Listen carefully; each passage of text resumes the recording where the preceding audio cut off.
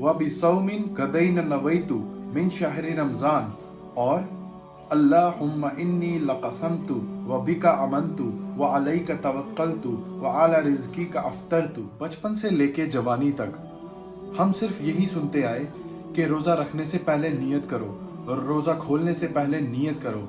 क्या हमने कभी इन नियतों की तहकीक की? अगर नहीं तो इस वीडियो में मैं आपको बताऊंगा कि रोज़ा रखने से पहले और रोज़ा रखने के बाद की हकीकत क्या है। इस वीडियो को एंड तक ज़रूर देखें।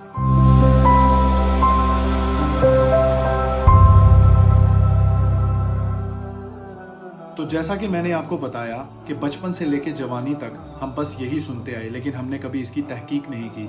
आज इस वीडियो में मैं आपको बताता हूं कि इसकी असल हकीकत क्या है।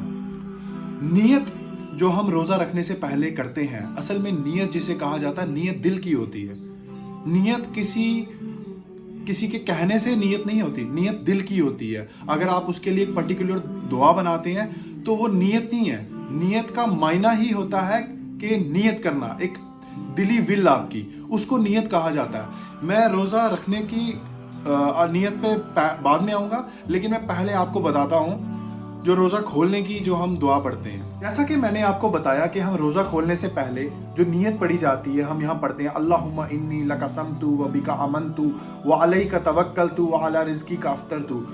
ये जो हम पढ़ते हैं, अगर मैं आपको इसका हवाला दूँ, आपको एक हदीस खोलनी है, उसका नाम है मिशकातुल मसाहिब, और उसकी हदीस नंबर 1994, जिसमें ये दुआ आती है कि हमारे नबी करीम सल्लल्लाहु अलैहि वसल्लम ने रोज़ा खोलते वक़्त ये दुआ पढ़ी।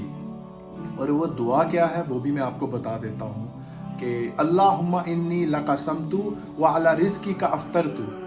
बस इतनी सी दुआ है। अब ये कहाँ से आ गया अल्लाहुम्मा इन्नी लक़समतु व बिका अमनतु व अलैका तवक्कलतु व अला रिज़्क़िका अफ़्तरतु, ये मैं नहीं जानता ये कहाँ से आया और इसकी इंटरप्रिटेशन क्या है। मैंने इसके बारे में इतना स्टडी नहीं किया। मैं आपको लगा के दे देता हूँ यहाँ पे एक पिक, इस हदीस में आप खुद पढ़ लें। इसके मायने होते हैं कि ए अल्लाह, मैंने तेरे लिए ही रोज़ा रखा और तेरी ही रिज़्क़ से मैंने इख्तियार किया। ये बस इतनी सी है। लेकिन ये जो ये हदीस है, ये एक बहुत ज़ईफ़ हदीस है। इसकी जो चेन है वो टूट चुकी है। ये बहुत ज़ईफ़ हदीस है। जो असल दुआ है जिसका मैं आपको हवाला देने वाला हूं, वो है सुनन अबू दाऊद की हदीस नंबर 2357। अगर आप उसको पढ़ेंगे, उसमें जो दुआ आती है, ज़हाब ज़माउ वब्तलतिल उरूक़ु व सबतल अजरु इंशाअल्लाह। मैंने आपको बताया कि ये सुनन अबू दाऊद की हदीस नंबर 2357 में ये लिखा है कि हज़रत उमर अपनी दाढ़ी हाथ में लिए और जो उनकी दाढ़ी से नीचे बाल जाते हैं उनको कट कर रहे होते हैं। उसके बाद वो बताते हैं कि नबी करीम सल्लल्लाहु अलैहि वसल्लम ने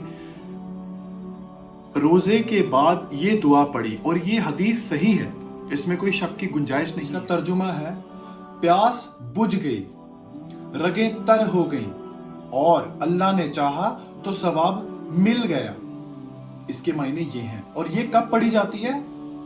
अपना रोज़ा इफ्तार करने के बाद। और हमें बताया गया कि रोज़ा करने से पहले ये पढ़ो। अब जो दूसरी चीज़ वो है रोज़ा रखने से पहले की नियत, जो नियत बताई गई, दरअसल वो तो है ही नहीं। और अगर मैं उस पर बात करूं तो मेरी हंसी निकल आएगी, क्योंकि जब मैंने उसका तर्जुमा पढ़ा तो सच में मेरी हंसी निकल गई। मैं आपको उसका तर्जुमा बताता हूँ। वबिसौमिन गदैन नवैतु मिन शहरी रमज़ान, मैं कल के रोज़े की नियत करता हूँ आने वाले कल के रोज़े की नियत। और मैं क्या पढ़ रहा हूँ हमें खुद पता नहीं हम क्या पढ़ते हैं। इसीलिए कहते हैं इंसान को एजुकेटेड होना बहुत ज़रूरी है। हमारे पास वक्त नहीं ना इन सब चीज़ों का, हमें वक्त निकाल के ये चीज़ों को पढ़ना चाहिए। आपको पता है हम जब ये नियत करते हैं इसका मायना क्या होता है? वबिसौमिन गदैना, गदैना का मतलब होता है आने वाला, कल, ठीक है। और अल यौम का मतलब क्या होता है इसमें अरबिक में? वो होता है आज, अल यौम। और जो है अम्स, अम्स का मतलब होता है पास्ट, जो पुराना गया हुआ कल, अम्स, अल यौम और गदैन। ये तीन मैं ने आपको डिफाइन करके बता दिया, आप चाहे इसको अरबिक डिक्शनरी में चेक कर लेना। हम बोलते हैं मैं आने वाले रोजे की नियत करता हूँ। और अल्लाह के बंदो, ये कैसे पॉसिबल है? रोजा हम आज का रख रहे हैं और नियत हम कल के रोजे की कर रहे हैं, ये कैसे हो सकता है?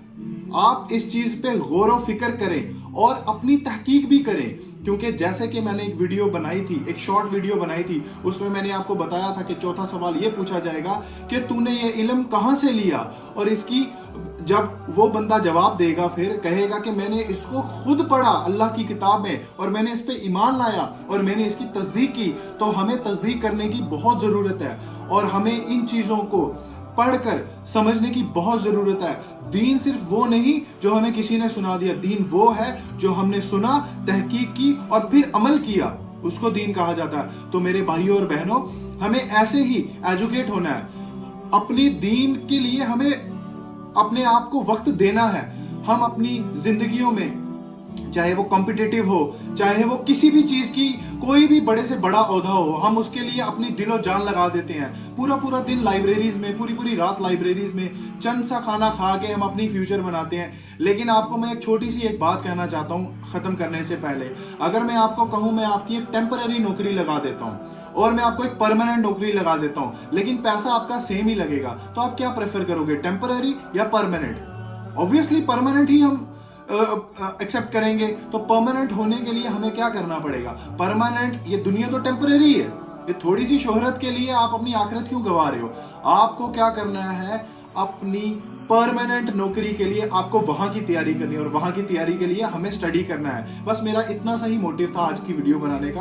अगर मेरी वीडियो आपको अच्छी लगे तो इसको जरूर सब्सक्राइब करना मेरे चैनल को, इसको लाइक करें मेरी वीडियो को और जरूर ज्यादा से ज्यादा शेयर करें इस चीजों को, ताकि हर किसी के कान तक ये बात पहुंचे और हर बंदा तालिबे इल्म हो। वाखिरु दावा वनिल हम्दुलिल्लाहि रब्बिल आलमीन।